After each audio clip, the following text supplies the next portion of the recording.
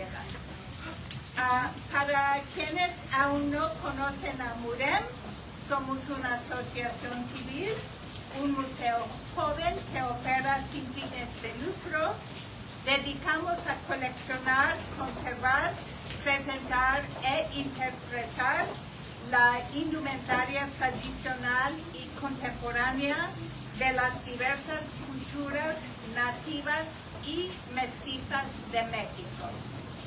A través de las prendas en exhibición, así como talleres, exposiciones y charlas como la de hoy, buscamos crear vínculos con las prácticas artesanales, las tradiciones comunitarias y la historia cultural de México.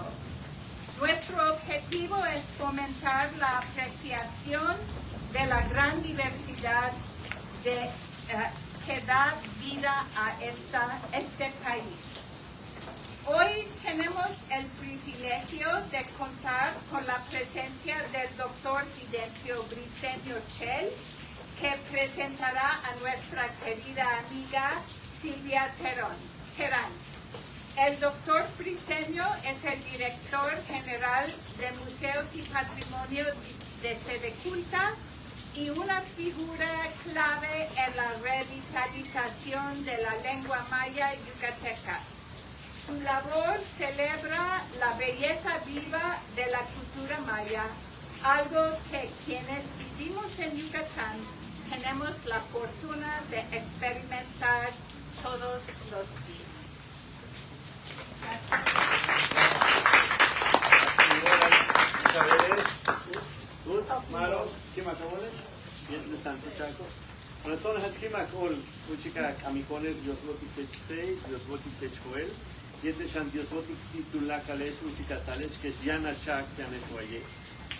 Tial Ujalache Lulumen Yucatán, Yetel, Tial Umolayil, Miazilietel Itzatile, Upeki Macola, Tomentan, Ites, Tulaka Levalon, Kushak Alchokol, Ted Kuchilo, Tialu Tzabak, Ajoti, Tialu Taza, Tucate Tile Cajobo, es Le Santo Ishimo, Le Santo Polo, Le Santo Chaco, Le Tenturas Ayosbotites Ushkatales. Pues bueno, muy buenas tardes, es de verdad un verdadero privilegio, un honor estar aquí con ustedes. Gracias, Tei, por recibirnos, gracias, Joel, por la introducción y bueno, gracias a ustedes por estar aquí, aunque bajo lluvia, aquí estamos al pie del cañón. Y bueno, a nombre del gobierno del estado de Yucatán y de la Secretaría de la Cultura y las Artes, pues es para nosotros un privilegio venir hasta aquí, venir a Valladolid, y en un espacio como este que nos apoya en la difusión del quehacer de la Secretaría. Pero sobre todo hoy, de verdad agradecemos mucho a nuestra compañera, la doctora Silvia Terán, el que haya aceptado venir a dar esta conferencia. Es parte de lo que se está haciendo para la difusión, el mantenimiento, rescate de la milpa como un sistema integral.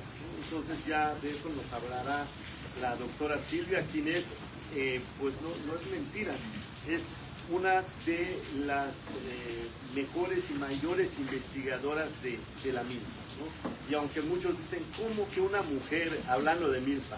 Pues sí, muchos de los hombres no han pisado una milpa, no conocen una milpa, y bueno, el trabajo de Silvia destaca esa labor.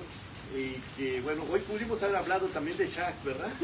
De los chaques. Ella también ha escrito junto con Cristian Rasmus, su compañero de vida, un trabajo magnífico sobre también los dioses y diosas de la lluvia.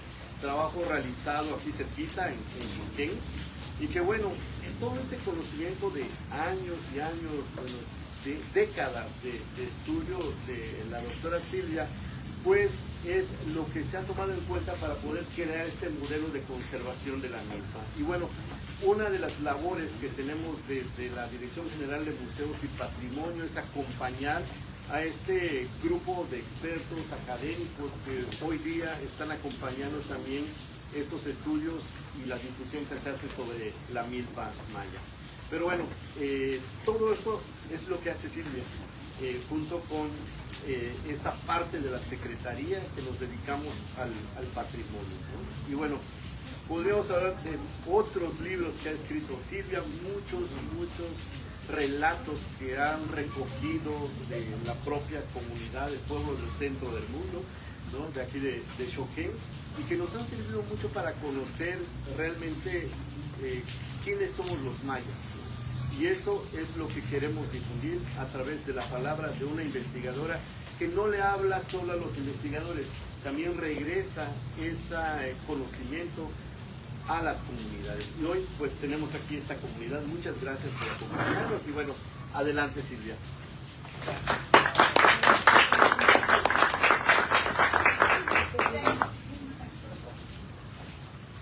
Bueno, pues buenas tardes, muchísimas gracias. Antes que nada quiero agradecer también la invitación que hizo TEI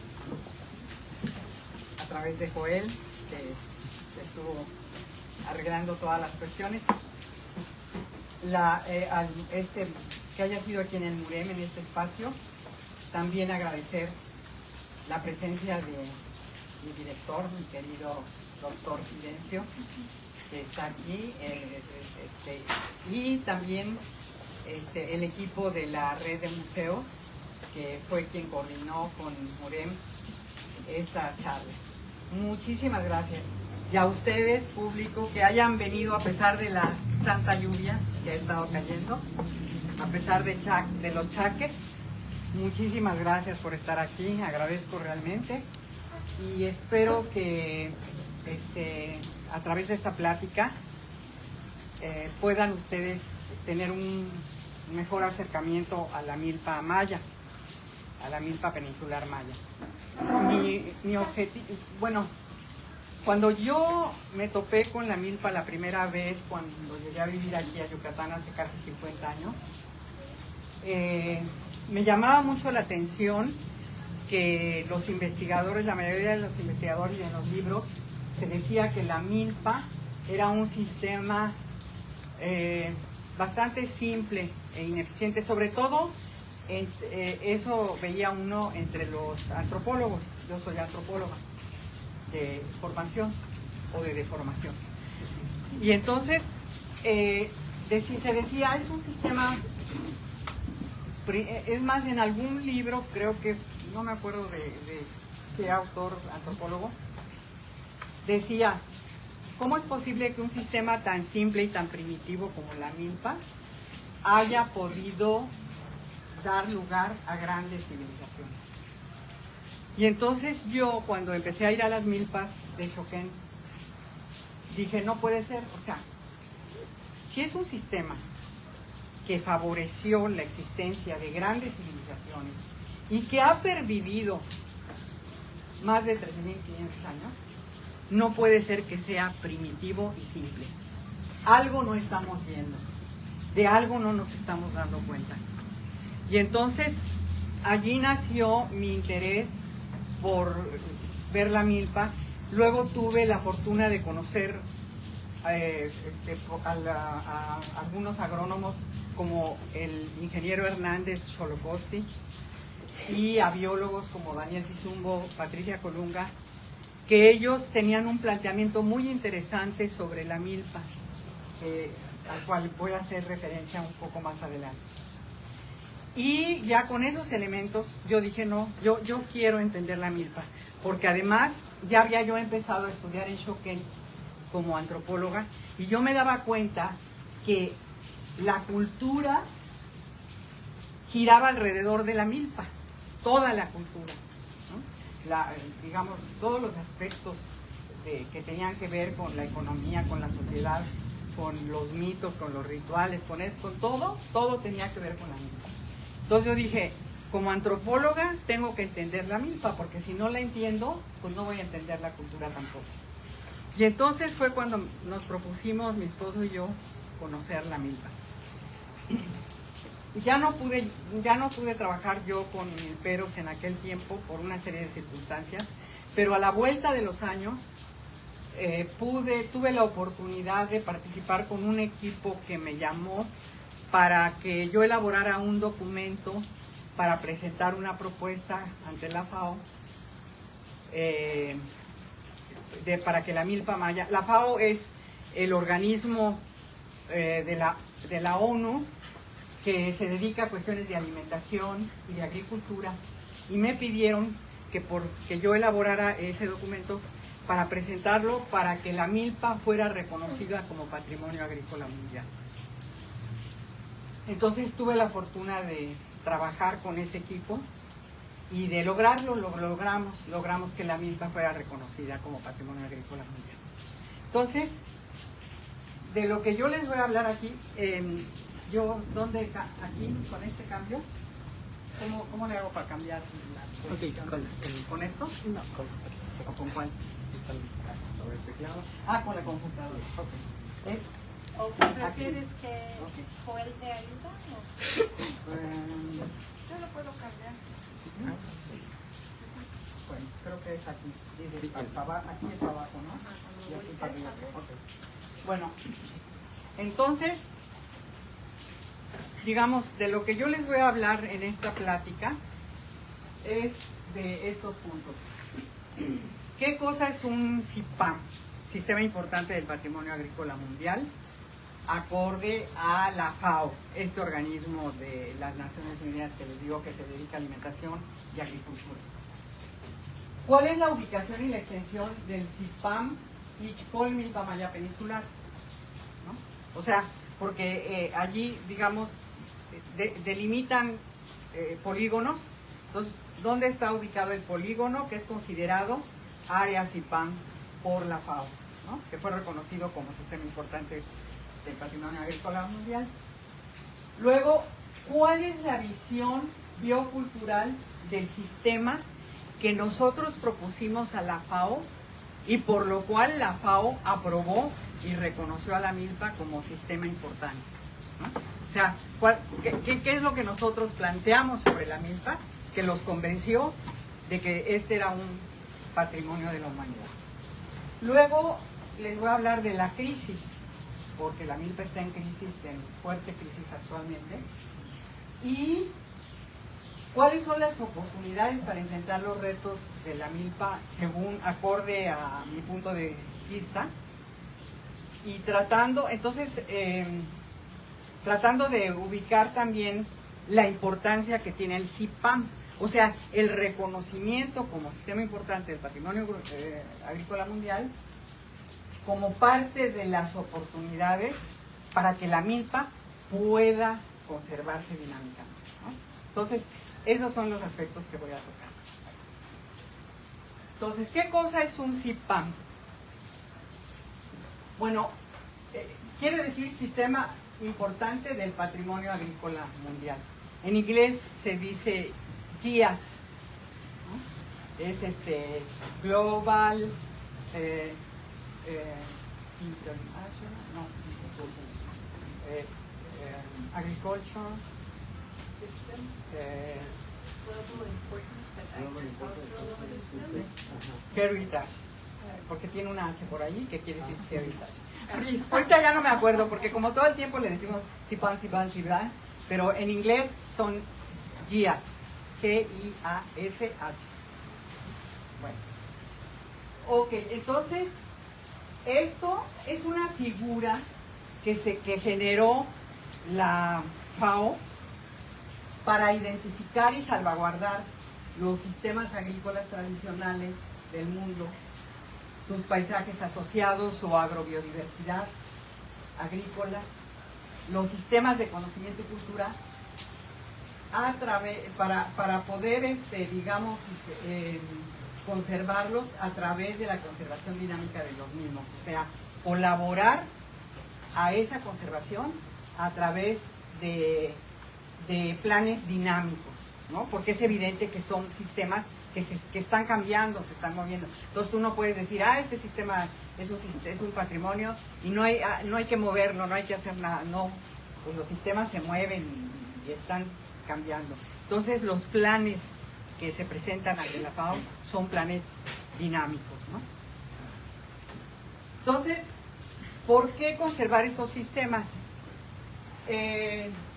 La FAO En un momento dado se dio cuenta, bueno, no en un momento dado, digamos en general, se plantea que uno de los problemas globales más grandes es la escasez de alimentos, y en un momento dado la FAO se dio cuenta a través de censos que hizo que los sistemas agrícolas tradicionales alimentaban a 2 millones de personas, conservando además de dar alimentación, conservaban paisajes, biodiversidad, conocimientos ancestrales y cultura. Entonces dijeron, qué barbaridad, por mucho tiempo la política ha sido que estos sistemas desaparezcan. No puede ser. Tenemos que recuperar estos sistemas y mantenerlos, porque tenemos mucho que aprender de ellos y de las prácticas que estos sistemas generan. Bueno, entonces, a partir de 2005 se generó esta figura, la figura CIPAM, y desde entonces cumplió 20 años en este año. Se han designado 99 sistemas, se ha nombrado o reconocido 99 sistemas en 28 países, ¿no? Ahí está la distribución de en qué lugares y qué, digamos, áreas del planeta se encuentran esos países y cuántos sistemas hay. Asia Pacífico es el que más tiene, porque los chinos son los que más sistemas han propuesto y han sido reconocidos.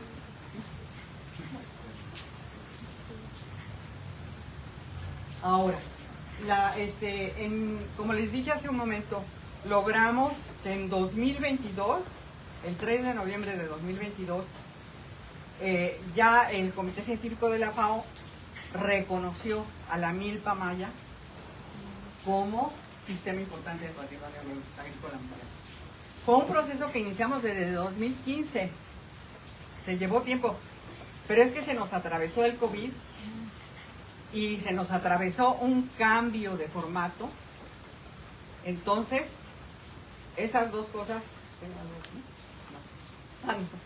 Perdón. Bueno. Entonces, se nos atravesó un cambio de formato. Yo tengo algo de algo. Y entonces, eso hizo que se retrasara, que se alargara mucho el proceso, pero lo logramos. ¿Y quiénes participaron principalmente? La Secretaría de Cultura, a través de mi persona, TNC, The Nature Conservancy, que financió muchos talleres y también investigaciones. SEDUMA, que ahora es la Secretaría de Desarrollo Sustentable, las Secretarías del Medio Ambiente de Campeche y Quintana Roo, el PPD, el Programa de Pequeños Donativos del PNUD, y la Universidad Autónoma de Chapingo. Y desde luego, muchos grupos de milperos de los 3 estados peninsulares. Firmaron casi 1000 milperos la propuesta para que fuera aprobada, ¿no? Bueno, ¿cuál es la zona CIPAM? Está en la península de Yucatán, ahí donde está marcado en color el verde limón, es lo que se considera el núcleo de la zona CIPAM. Y lo que se ve alrededor en un tono marrón es la zona de amortiguamiento, ¿sí? Pero digamos lo que para FAO es la zona CIPAM es el núcleo, lo que sigue. Pero como ven ustedes, bueno, aquí está. Sí, aquí ven, son la zona abarca 4.398.722.70 hectáreas. O sea, es bastante, porque como ustedes ven, abarca gran parte de Campeche, Quintana Roo y Yucatán. Pero claro, la mayor parte está en Yucatán, el 55%, luego en Quintana Roo el 36% y en Campeche el 9%. Porque claro, en Campeche ya ven que pues se ha desarrollado más la agricultura industrial, digamos, ¿no? Entonces, eso ha destruido mucho la milpa y solamente se ha conservado en lo que es los chenes y en el camino real. Y luego, municipios son 101 municipios que están distribuidos como que ven allí, 88 en Yucatán, 7 en Quintana Roo y 6 en Campeche. Por cierto que Valladolid obviamente es parte de la zona. Conste, que conste. Bueno, digo por Xoquén, que es uno de los pueblos, digamos, todavía milperos. Tipos de milpa que se plantearon en la propuesta CIPAM. Bueno, la zona rodeada con color amarillo es mayormente milpa tradicional. Y la zona rodeada en color marrón, más bien en rojo, no es color marrón, en rojo, tiene mayormente milpas continuas, ¿no? Esta partecita tiene milpas continuas. Como ven, es muy poca. Hace rato creo que tú me estabas preguntando, ¿no? Si había composta. Es en esa zona donde mayormente encontramos que se haga composta, porque se necesita suelo. Y ya ves que suelo solamente en el sur, bueno, ya algo en el oriente también, pero en lo que es la planicie yucateca es pedregoso, completamente pedregoso. ¿Qué es una milpa? Bueno, en el sentido agrícola estricto, es un policultivo formado por la asociación maíz, frijol, calabaza. Quiere decir que los tres se siembran en el mismo hoyo. O sea, se hace la poseta y ahí, en ese hueco, entran las tres semillas. ¿Sí? De manera que mutuamente por eso se dice que es una asociación, se apoyan mutuamente. Entonces, ahorita vamos a ver más adelante cómo es que se apoyan. Y aparte hay otras especies intercaladas o agrupadas que varían regionalmente en Mesoamérica, porque obviamente, como ustedes sabrán, la milpa no solamente es maya, la milpa es mesoamericana. En toda el área mesoamericana hay milpas, pero las milpas son diferentes, ¿no? En los distintos lugares. Entonces, ahorita vamos a hablar de la milpa maya peninsular. Las otras milpas, ahora sí que son harina de otro costal. ¿Por qué hay milpas en Mesoamérica? Esto es importantísimo entenderlo, porque es lo que hace la diferencia con otras regiones del mundo. En el mundo ha habido, digamos, dos estrategias muy conocidas. Estrategias agrícolas que manejan los elementos que conforman la agricultura, que es agua, plantas y suelo, de manera diferente. Los sistemas topográficos son los que se basan principalmente en el manejo de la tierra, porque las condiciones de esos lugares lo permiten, lo favorecen. Donde hay suelo, donde hay tierra, se desarrollan ahora agriculturas donde el manejo de la tierra es lo principal.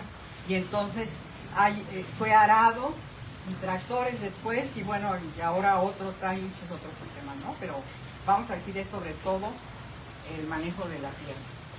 Después, los sistemas hidráulicos son los que se basan en el manejo del agua, ¿no? Como de sistemas de irrigación, canales, y el manejo de los ríos.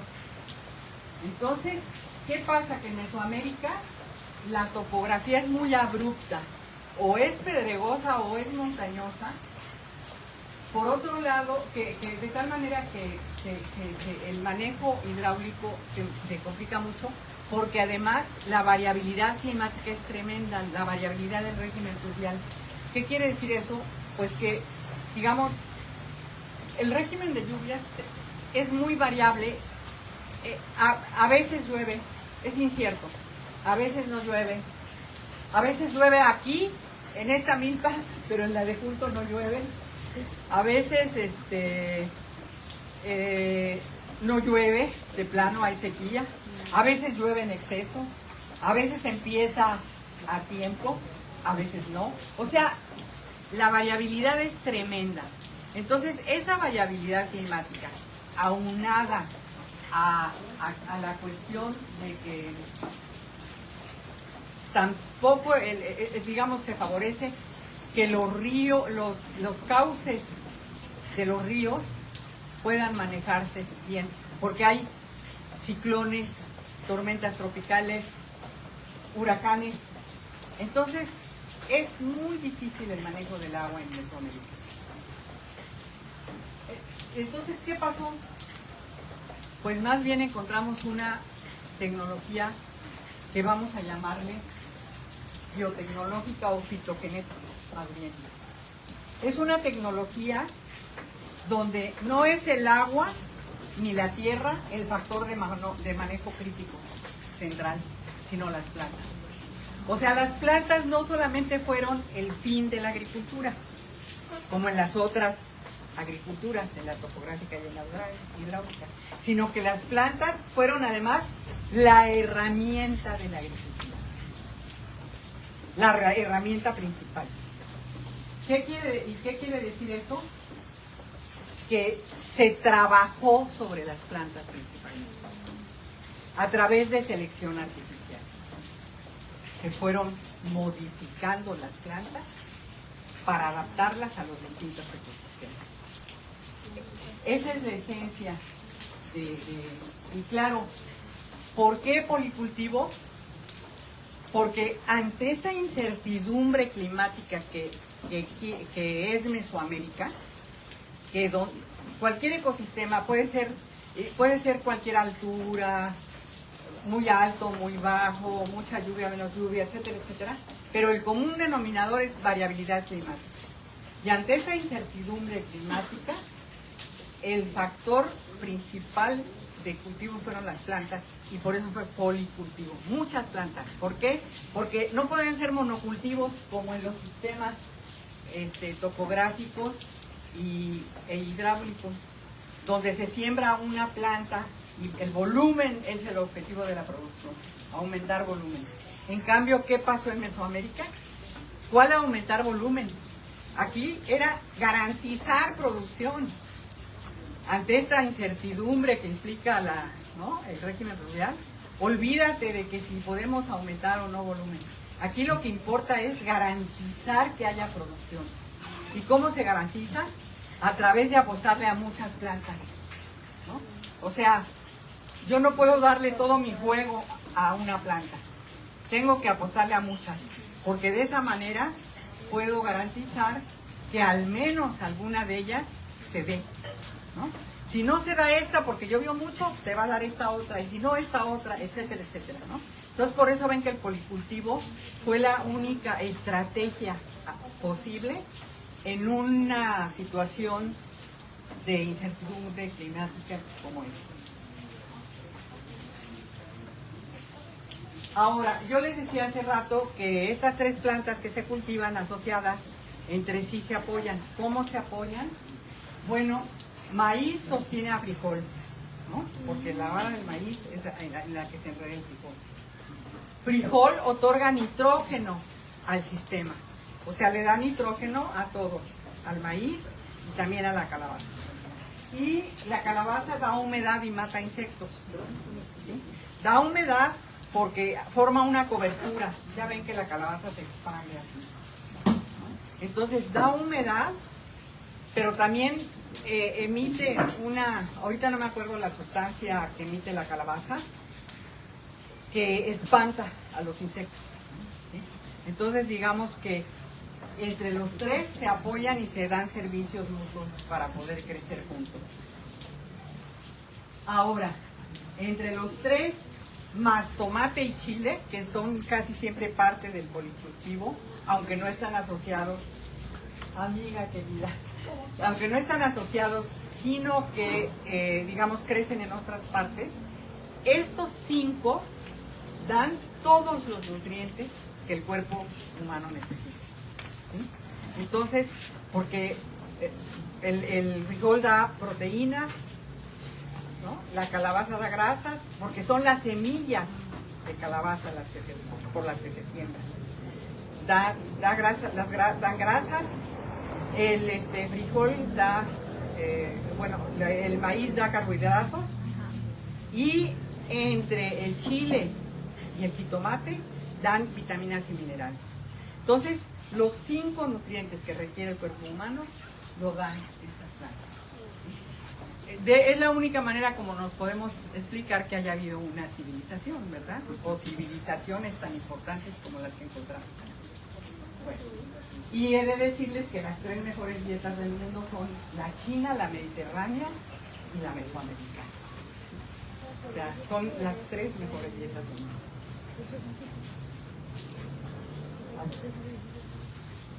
Vamos a ver ahora en Yucatán cómo son las condiciones en Yucatán, porque de lo que acabo de hablar es algo común a todo el continente mesoamericano.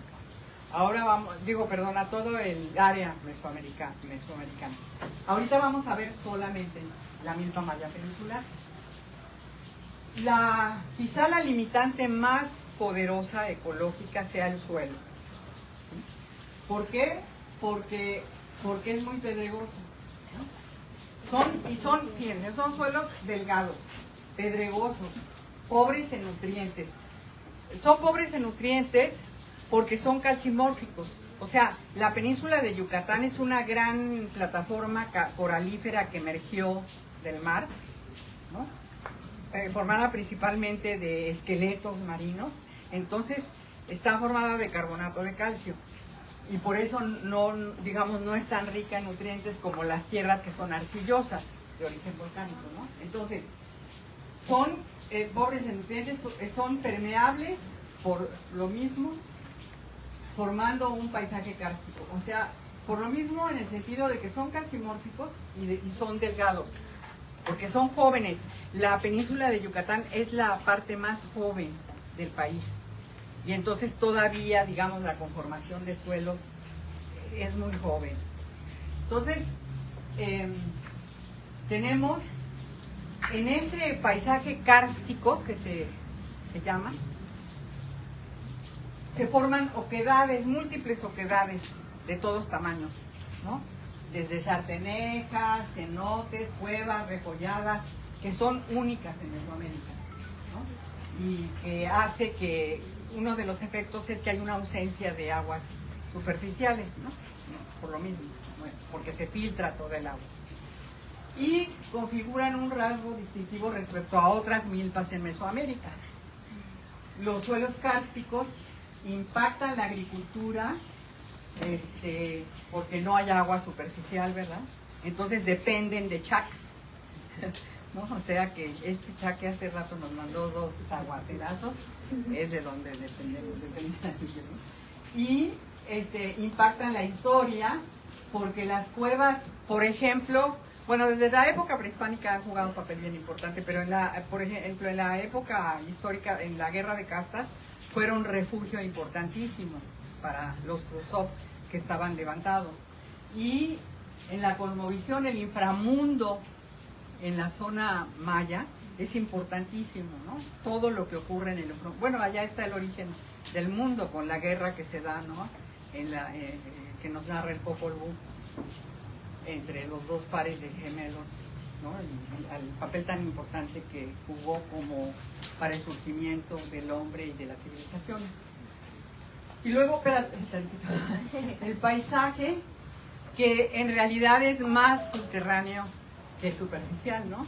Porque me acuerdo cuando venían los de FAO y nos preguntaban, bueno, ¿y cuáles son aquí los paisajes? ¿Cómo son?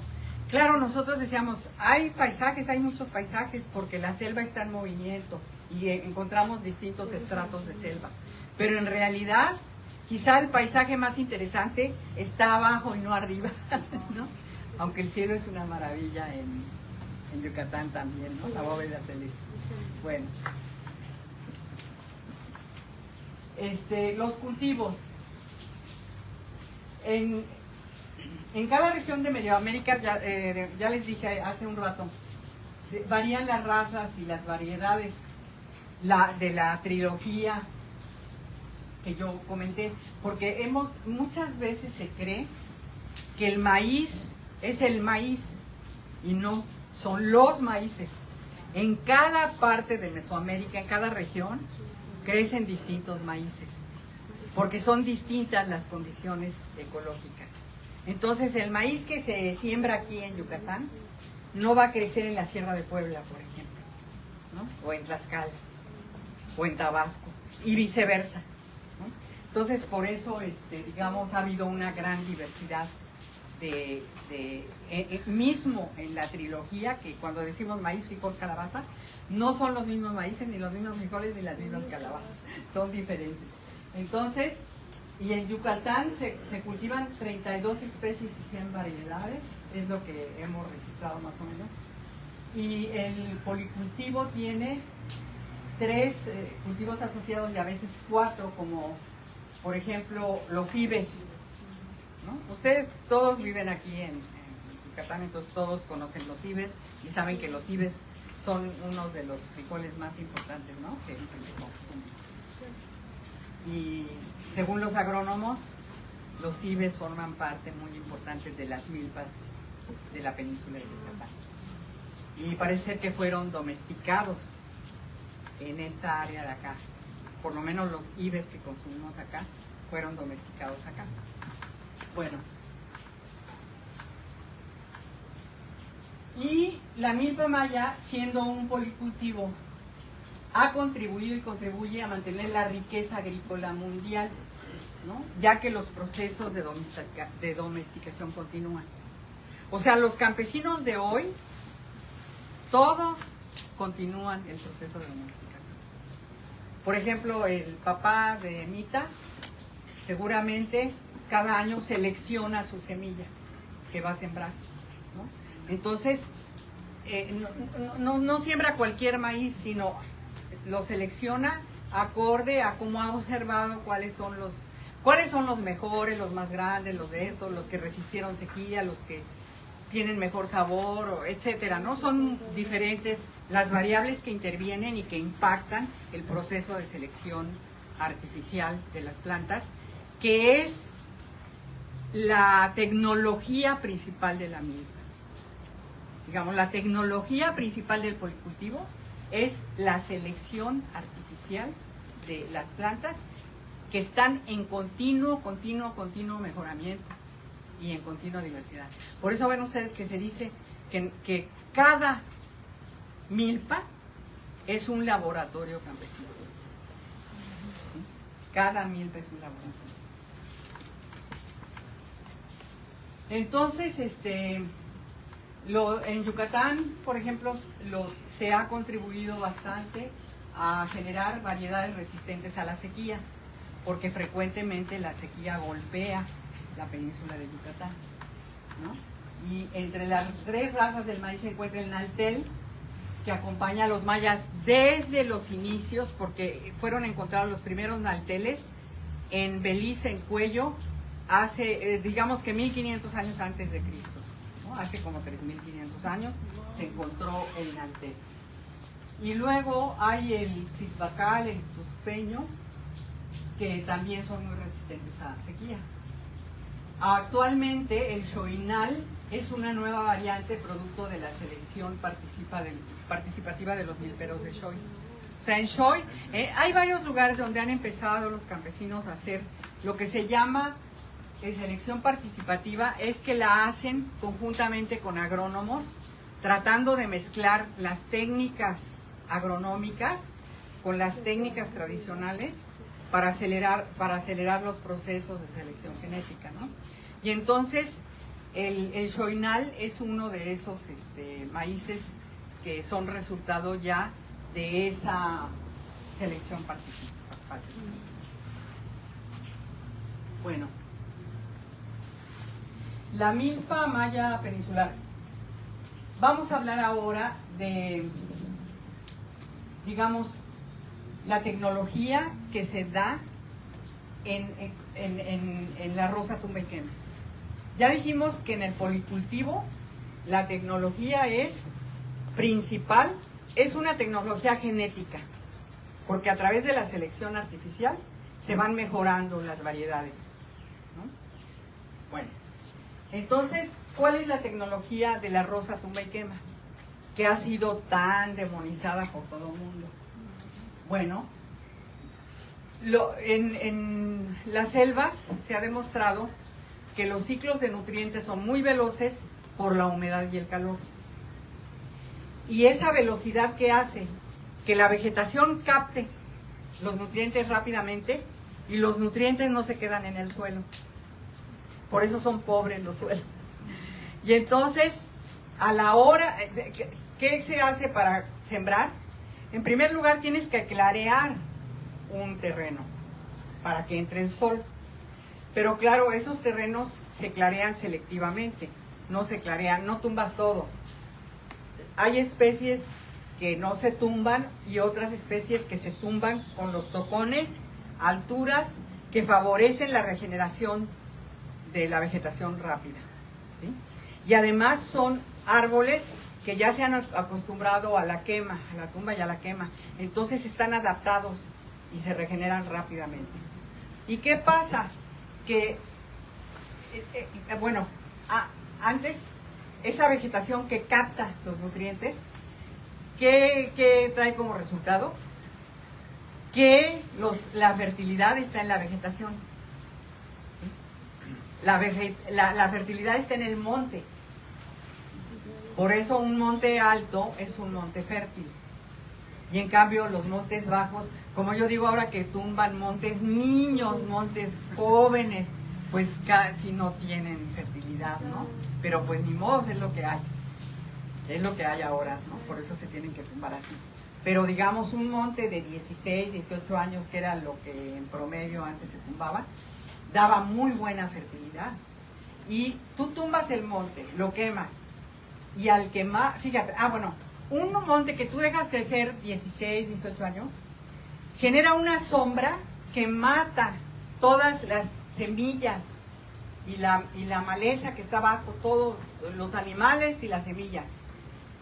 Por eso no se usaban antes agroquímicos, porque si tú tumbas un monte de 16, 18 años, estás incorporando la fertilidad de la vegetación al suelo, pero también estás acabando con todos los bichos, los pocos bichos que queden todavía en la sombra, porque la sombra va matando todo. Entonces, por eso los antiguos mayas, y bueno, no solo los antiguos, todavía hasta, vamos a decir, el siglo pasado, la primera mitad del siglo pasado, tenías montes bastante fértiles y no usabas ni un agroquímico, ni un fertilizante, ni nada para matar plagas ni enfermedades, porque el propio monte acababa con eso, ¿no? Al crecer. Y luego además, ¿qué pasa? Porque todo el mundo dice, no, pero al quemar el monte se genera CO2, ensucias la atmósfera. Pues sí, pero antiguamente tú quemabas 2 años y dejabas crecer 16, 18 años. Y en esos 16, 18 años, al revés, se limpia la atmósfera, porque los árboles en crecimiento absorben CO2. Entonces tú tienes 2 años de generar CO2 contra 16, 18 de limpieza de la atmósfera.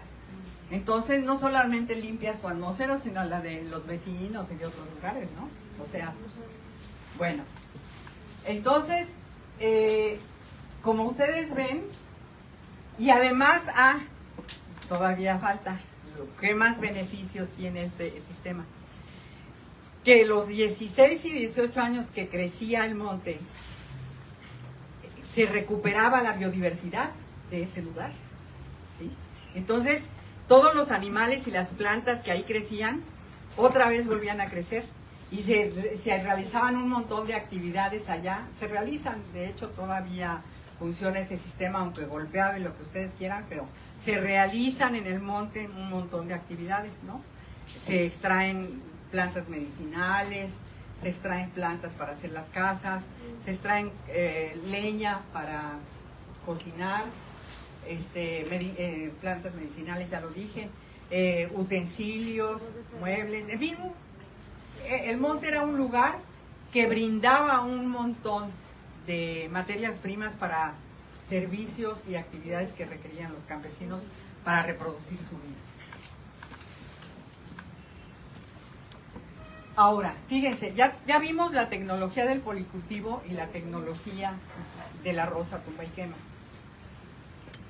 Vamos a ver ahora ¿qué está en la base?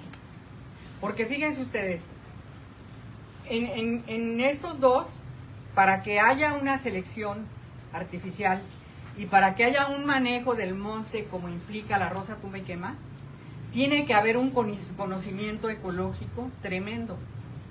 O sea, los campesinos conocen, por ejemplo, sabemos ahorita que hay tipologías, porque conocen 6 fases de la sucesión vegetal, conocen al menos 20 tipos de suelo y 16 tipos de lluvias y nubes. Aunque en realidad son más, pero digamos son los que más han reconocido los científicos por los estudios que han hecho. Y sería impensable la selección de especies y el manejo de la fertilidad y de la biodiversidad de la selva sin este conocimiento. Entonces este conocimiento está en la base de esas 2 tecnologías que les acabo de mencionar, de la tecnología de policultivo y de la tecnología de la Rosa Tumba y Quema. ¿Cuál es su base? Este conocimiento. Y luego, además, ya más abajo, en la mera base, bueno, antes de llegar a la mera base, el sistema agroalimentario. Sabemos que, digamos, la cultura culinaria es una de las culturas campesinas más diversa y más rica. Entonces, es parte importantísima. Y esta parte de la cultura, esta porción de la cultura, sería impensable sin la milpa, pero la milpa también sería impensable sin esta cultura. ¿Por qué? ¿Por qué? Porque digamos, la cocina y la selección que involucra la gastronomía es uno de los móviles de selección más importantes de plantas. Yo he visto, por ejemplo, en Choquén, he visto cómo las tías de Anacleta de repente llegan ahí con sus esposos, le dicen, ¿sabes qué? Yo quiero que siembres estos ibes, porque estos ibes se cuecen más rápido, están más sabrosos, crecen mejor, en fin, lo que tú quieras. Y entonces las señoras llegan y dicen, estos vas a sembrar. O sea, ese ha sido un móvil de selección muy importante, ¿no? El que se da a través del conocimiento o de la experiencia culinaria, digamos, comunitaria. Bueno.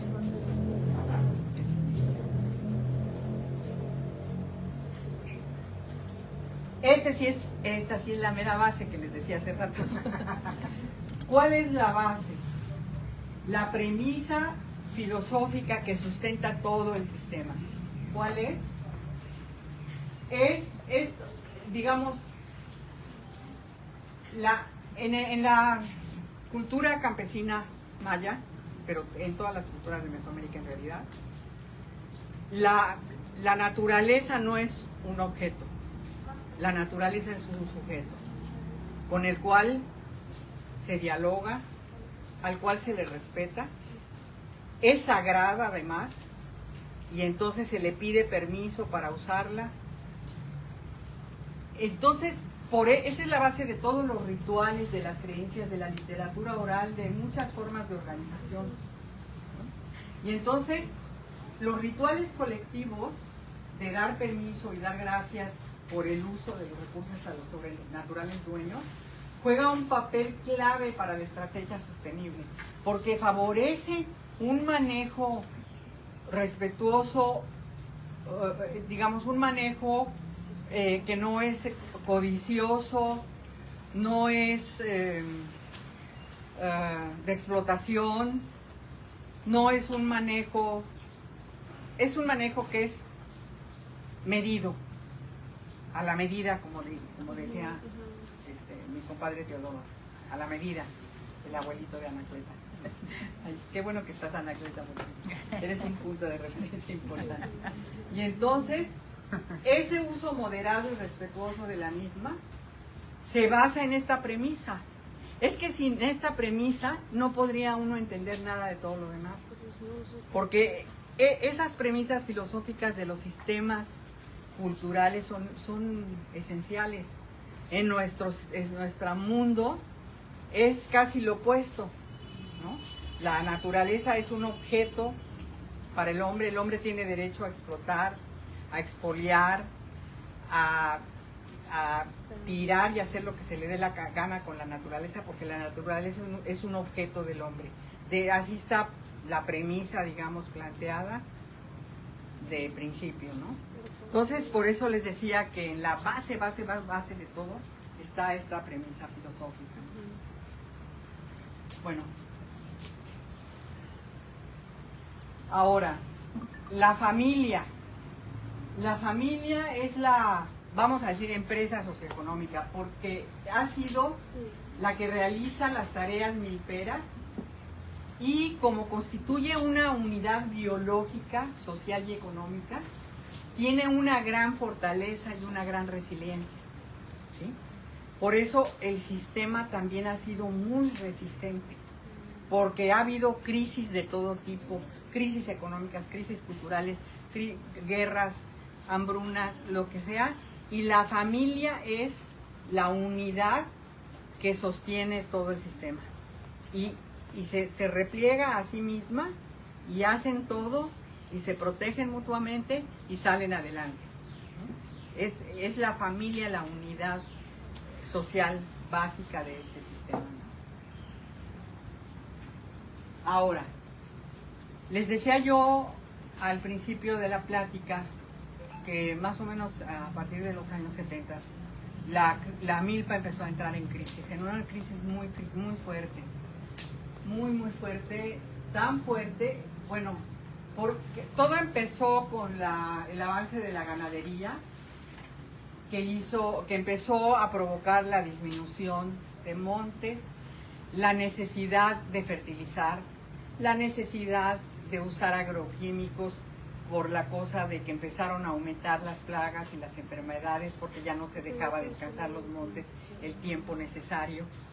Y entonces todo eso vino a generar una espiral donde había que buscar dinero para comprar todo eso y seguía creciendo la agroindustria, no solo a nivel, digamos, agrícola, sino también porcícola, sino también a nivel de aves. O sea, empezaron a haber una serie de movimientos en la península de Yucatán, la venta el despojo de tierras, ¿no? El despojo de tierras, la monetización de la economía. Eso ha sido bien importante, porque al perder la autosustentabilidad y volverse una economía monetaria, eso también ha erosionado mucho la cultura de las comunidades. Allí vemos un cultivo de soya, la soya transgénica que entró en Campeche, en fin. El caso es que aquí en medio hay una gráfica donde vemos la caída de la milpa. Vean, no alcanzo a ver yo los años pero creo que es una gráfica de... Habla de 2010, 2015, 2020 y 2025. Ándale, fíjense ustedes, qué caída tan bárbara la de la milpa. Ahora sí que una caída en picada. Bueno, la que sigue, por favor. Y bueno, parte de lo que ha, digamos, contribuido a toda esta crisis es la cuestión de la alimentación. Se ha perdido la dieta de la milpa, se ha chatarrizado la alimentación, ¿no? Hay muchos lugares. Yo me acuerdo que una vez que venimos a dar un curso a Tixhualactún y la persona que iba a dar el curso venía del Estado de México y no se quiso quedar porque le querían dar de desayunar sabritas y Coca-Cola. Y dijo, no, yo no puedo desayunar eso. Yo por lo menos necesito un cafecito y un pan, pero yo no puedo desayunar una Coca-Cola y unos churrumais o sabritas, ¿no? y no se quiso quedar en la comunidad por eso. Y ella decía, alguien que haga café, alguien que haga atole. No, eso ya no se hace aquí.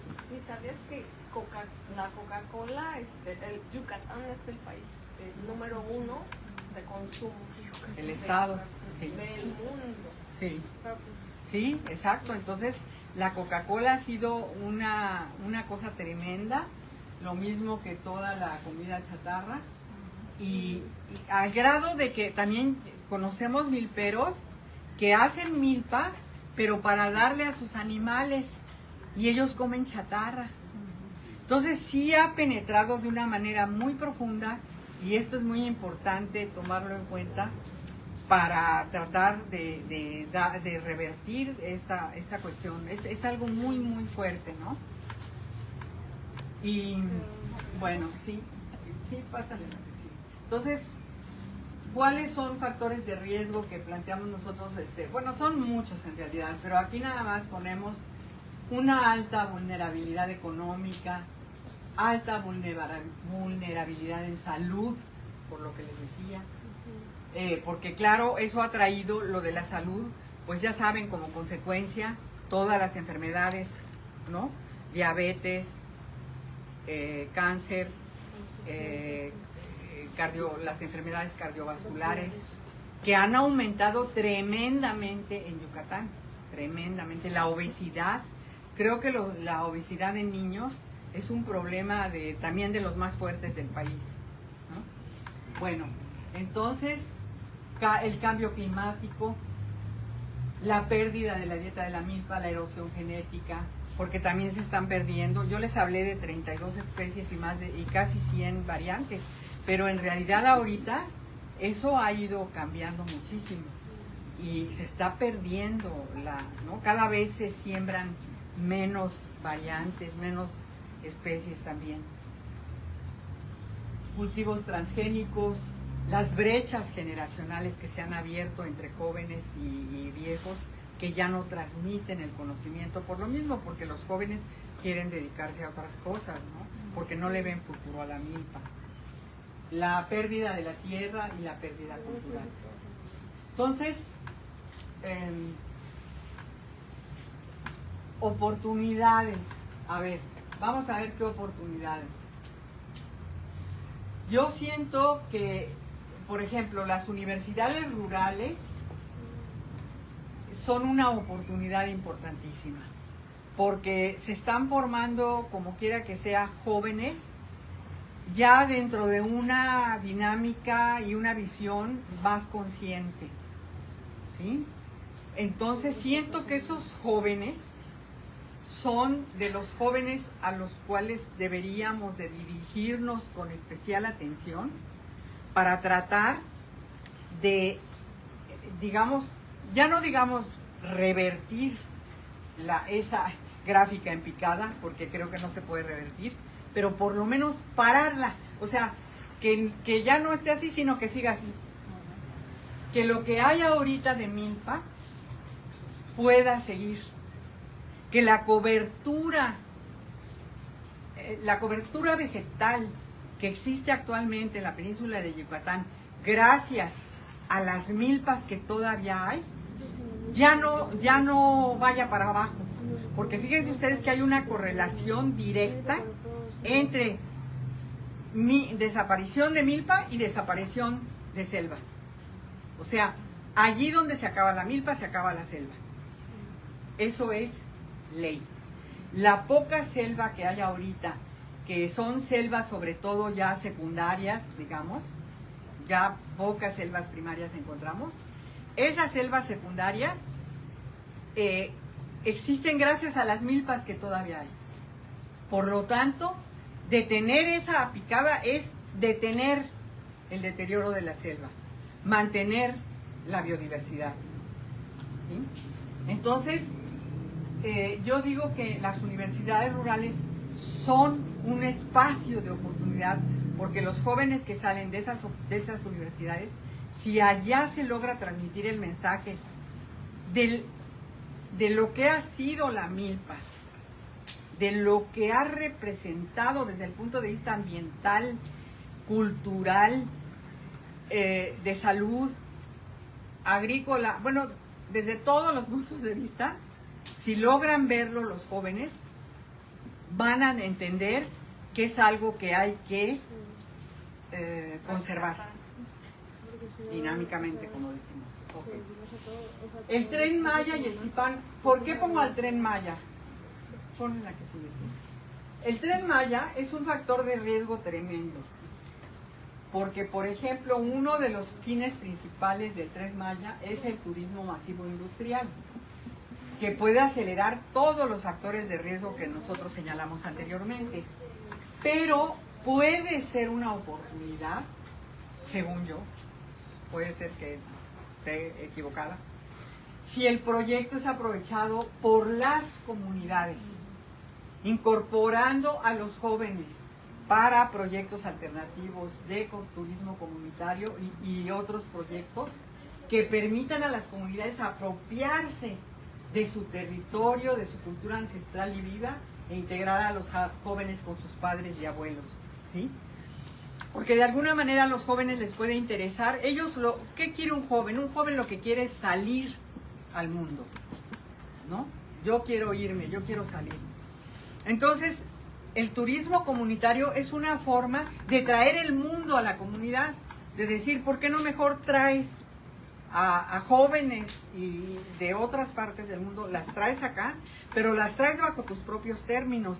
Si tú te apropias de tu pasado, de tu territorio, de tu cultura, y tú la gestionas como tú quieras, ¿no? Bueno, ¿no? Ahí hay imágenes que pongo de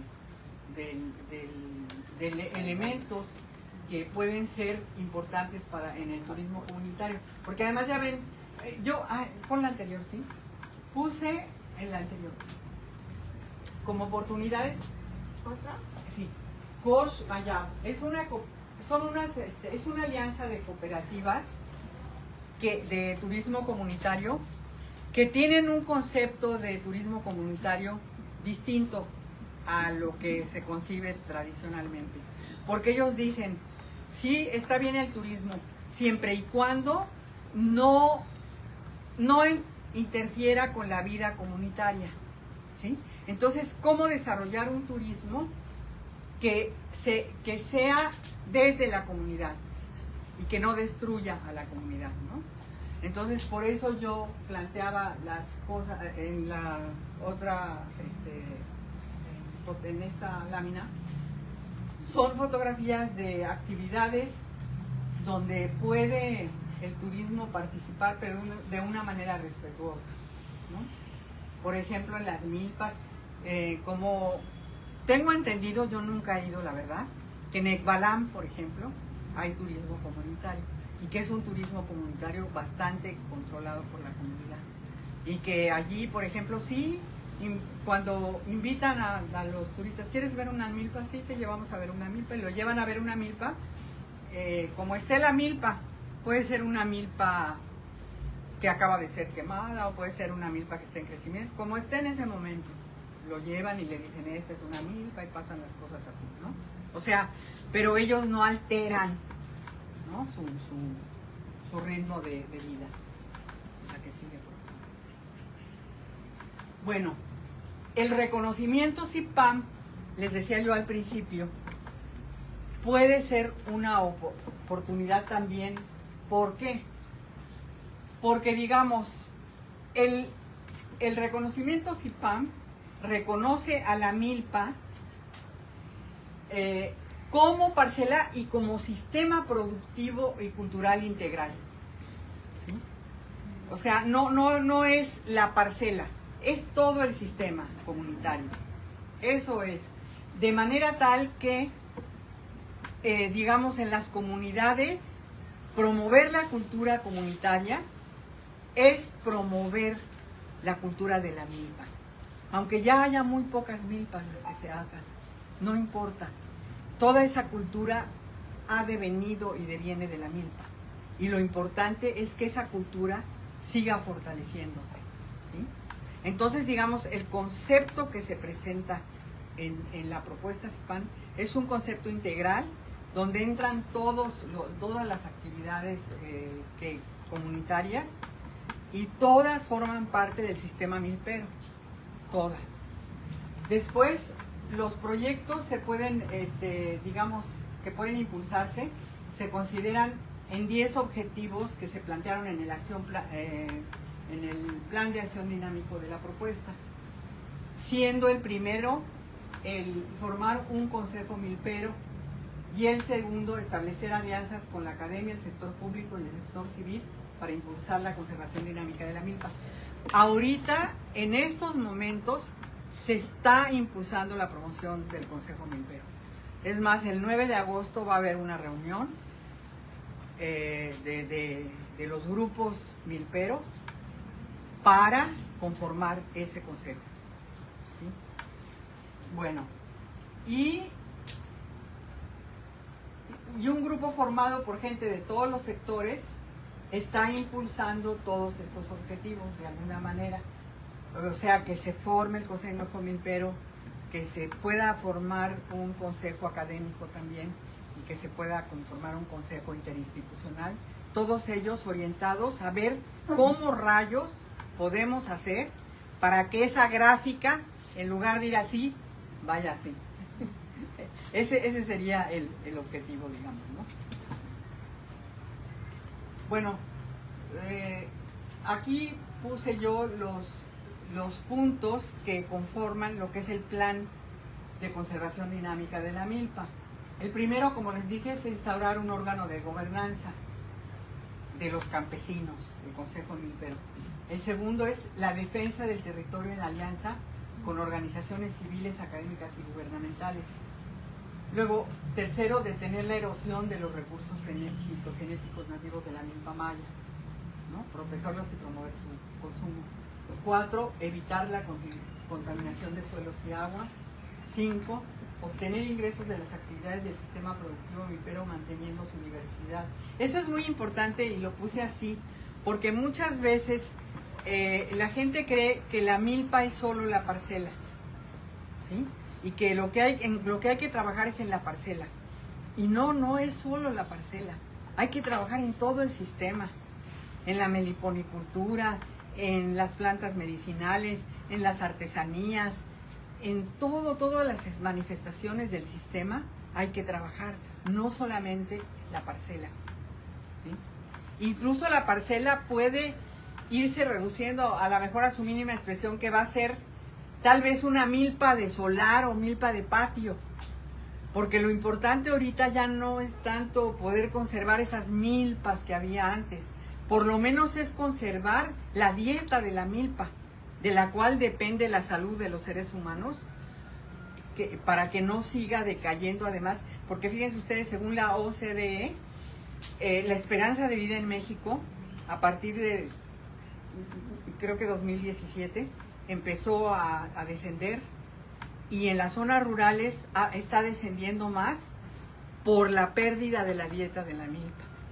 Entonces sí es muy importante poder recuperar esa alimentación, ¿sí?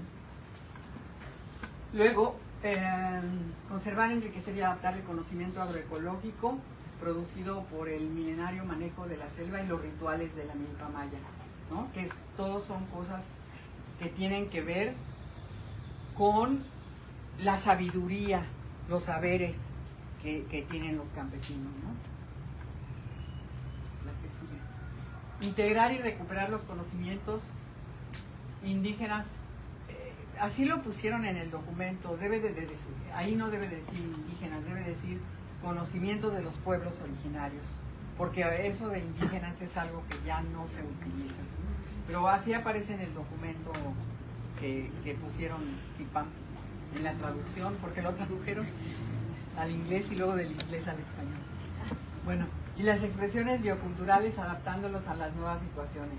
Fomentar la coordinación institucional en políticas relacionadas a la milpa y el ajuste de las normativas a los requerimientos y prácticas agroculturales de la misma. Fortalecer las mejores prácticas milperas y promoverlas y adaptarlas a las diversas regiones de la península de Yucatán. Claro, aquí definitivamente tienen que incorporarse también nuevas prácticas, como decías tú hace rato, ¿no? Todo lo que se está haciendo en las milpas continuas del sur de Yucatán, del oriente de Quintana Roo y del poniente de Campeche, donde se está haciendo una agricultura orgánica, todo eso se vale hacerlo, porque mientras se conserve la milpa como policultivo, ¿sí? Y toda la cultura de la milpa, a la que hemos estado haciendo referencia. Y por último, recuperar, conservar y desarrollar las expresiones bioculturales de la cultura milpera, ¿no? O sea, todas las expresiones, tanto las que tienen que ver con la biología, la biodiversidad, la agricultura, como las que tienen que ver con la sociedad, la cultura, los conocimientos, la sabiduría, ¿sí? Y pues muchísimas gracias por la atención.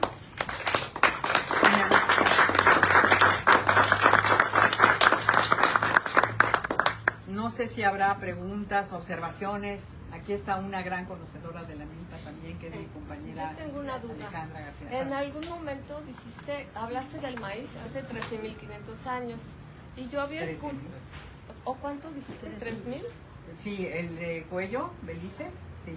3.500, ok. El Natel. Ok, porque yo había escuchado que en Tehuacán, Puebla, se encontró el más pequeñito de 13 centímetros. Ah, bueno, sí, ese es el teocintle. 7.000 y pico, ¿no?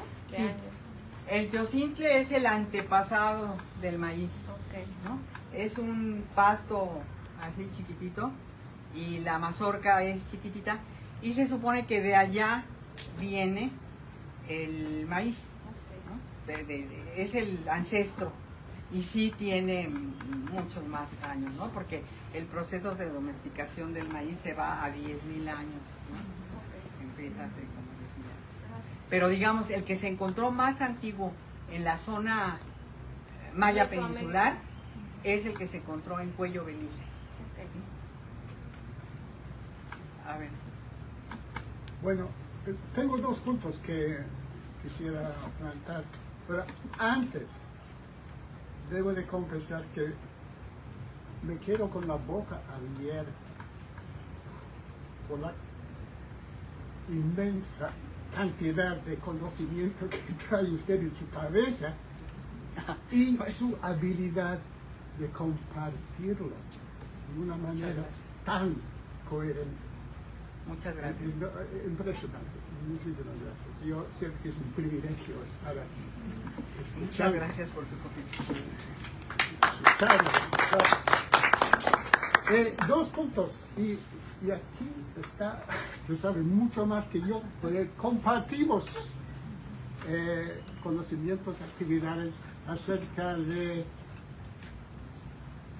la preservación de la cultura maya en las escuelas, con los jóvenes, y la importancia que reconocemos de mantener, de promover el idioma, la maya. Como usted sabe, ¿dónde está la base de la milpa? Está en la cosmovisión. Así Es indispensable verlo desde el punto de vista del hablar maya, porque ahí están todo lo que, ya entiendo, porque dicen así. El maestro hace lo imposible para incorporar lo que se puede, la cultura maya, en sus actividades, pero no le da abasto por dos razones. Uno, el currículo está tan apretado que muy difícilmente pueden abrir espacios para enfocar con profundidad a lo que es la condición maya, ¿no? Y la otra cosa que todos van a decir lo mismo en cada escuela en México, en el mundo, falta de recursos. No hay apoyo para maestros que hablen bien maya, ¿no? Que sepan enseñar. Una cosa es hablar y otra cosa es enseñar. Todos entendemos eso. Entonces, necesitamos más recursos, necesitamos modificar el currículo para generar un espacio para que crezca la cosa. Y me van a decir, sí, pero no se va a hacer. Bueno, si no planteamos, no llegamos a ningún lado, ¿no? Y la gente que tiene influencia en esos rangos altos tiene la manera de poner presión, ¿no? Es indispensable tener esos cambios si queremos preservar todo lo que acaba de presentar. La segunda cosa que quisiera comentar, yo he hablado con muchos, bueno, los miperos, pero también los técnicos de Sembrando Vida allá en Choquén. Y todos entendemos por qué es como es, porque es un programa de gobierno. Y por su naturaleza es inflexible. Que si puede hablar más fuerte. Sí, perdón. El segundo punto que quiero hacer es con relación a las posibilidades del apoyo a los miperos. Está Sembrando Vida. Ahí es la agencia principal, ¿no? para el apoyo. Y en sí es un programa de gobierno, es muy inflexible. Y también, bueno, no, hasta ahí. Recursos hay. En cambio, si no hay allá, hay recursos en Sembrando Vida, me consta. Yo, desde que llegué a Choquén, me empecé a meter en esas cosas. Oye, ¿por qué no captamos el agua que cae? No, ya da todo lo que queremos, ¿no? México como país puede ser autosuficiente en producción agrícola si captamos el agua que cae del cielo. Y eso es otra vez en todo el país, no es nada más aquí. Pues es más urgente aquí por la topografía y todo lo que acabas de decir, ¿no? Oye, ingeniero, ¿tienen algunos proyectos, algunas ideas, unos prototipos para captar el agua pluvial? No. Sembrando Vida, oye, producimos 5,000 árboles frutales. Lo vamos a repartir y lo vamos a hacer crecer. ¿Cuántos sobreviven? 2%. ¿Por qué? Porque no hay agua. No podemos juntar 2 y 2. 2 más 2 puede ser 4. Tiene que haber otra vez un impulso, un entendimiento de la importancia de captar el agua que cae. Yo estoy terminando una palapita allá en el monte, en el ejido de Choquén. Tengo un techo de zinc que se ve feo, pero ¿por qué? Porque va a caer el agua y lo voy a captar. Y voy a contar cuántos frutales puedo mantener con ese agua que cae. Y la matemática no es difícil, ¿no? Está muy bien. Pero poner un ejemplo, pero que, no sé, hay que presionar a la gente. Hay que entender que estos son los caminos y no son tan difíciles. Bueno, ya. Muchas gracias. Muchas gracias. Bueno, antes de...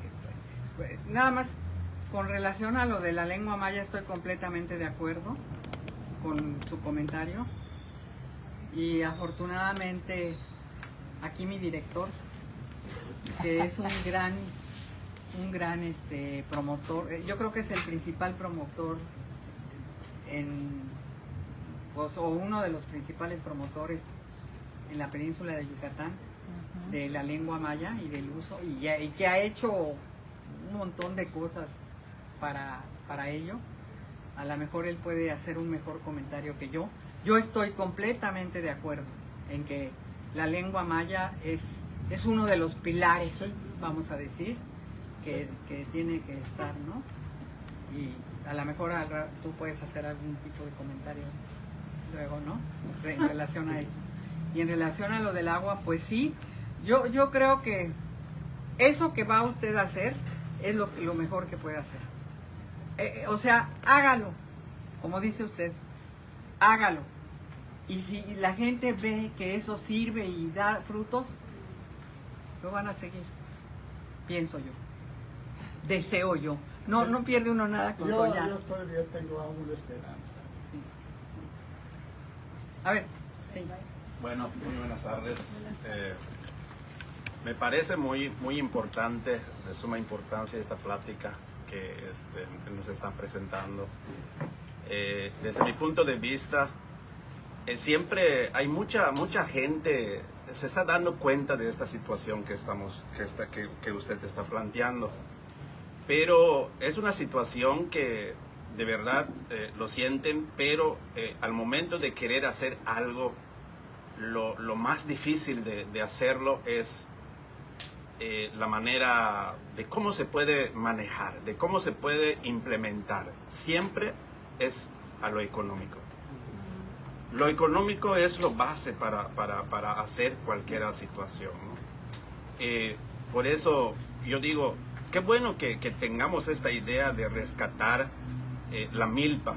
Es bueno, es muy importante, pero lo económico, porque la gente campesina, pues ahorita, como bien dice, básicamente su vida está girando encima de lo industrial, que es la sabrita, que es la coca, y mientras eso le da una limitación para poder ver su realidad como campesino.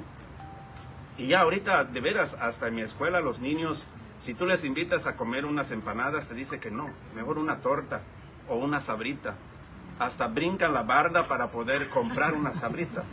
Y yo hablo con las mamás y les digo, miren, esto no está bien. Hablen con sus hijos, platiquen con sus hijos. Esto es importante, lo que nos están pidiendo para que nosotros hagamos en las escuelas en cuestión de la buena alimentación, de no consumo chatarra. Entonces, toda esta situación que viene, para mí es lo más importante, pero ¿cómo podemos hacer que aterrice esto? ¿Cómo poder hacer que el gobierno pueda intervenir en este proceso que se está planteando? Porque esto es lo que necesitamos. Pero ¿de qué manera lo podemos hacer?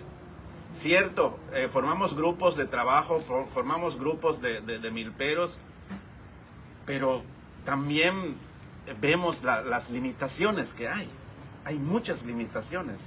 Por eso el campesino ahorita, en vez de que se dedique a trabajar, mejor busca un espacio en Cancún, en playa, en donde hay el dinero, manda, compra. Y es lo que nos estamos acostumbrando a ello, a lo fácil. Y nuestro medio, pues se va perdiendo. Y cada día más se está perdiendo. Si hablo con referencia a la lengua, de verdad, Xoquem, la mayoría de la gente adulta habla la maya. Pero los niños que están creciendo ahorita están hablando el español. Muchos niños están hablando el español y no la maya. Entonces, algo también debemos hacer como maestros, como integrantes, para poder rescatar toda esta cultura que había. No es fácil. Yo siempre lo he manifestado, hasta con el compañero que ha venido a tratar de apoyarnos en cuestión del trabajo, y buscamos la manera de cómo poder hacerlo, pero vemos que hay muchas limitaciones.